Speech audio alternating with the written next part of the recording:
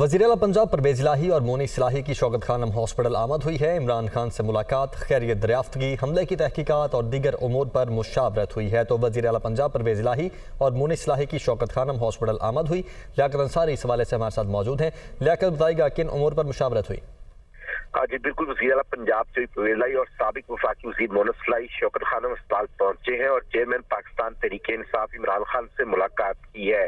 یہ ان کی گزشتہ رات کی ایک ملاقات ہوئی تھی اور اب تھوڑی دیر پہلے یہ ملاقات ہوئی ہے، جس میں پرویز الہی اور مونس الہی نے عمران خان کی عیادت کی اور ان کی خیریت دریافت کی۔ پرویز الہی نے عمران خان کی مکمل صحت یابی کے لیے دعا بھی کی۔ ان کا کہنا تھا کہ اللہ تعالیٰ کا شکر ہے کہ عمران خان صحت یاب ہو رہے ہیں۔ عمران خان کا حوصلہ پہلے سے بلند ہے۔ اس حوالے سے مونس الہی نے بتایا کہ الحمدللہ عمران خان تیزی سے صحت یاب ہو رہے ہیں اور عمران خان نے کچھ ہدایات جاری کی ہیں، انشاءاللہ ان پر مکمل عمل درآمد کیا جائے گا۔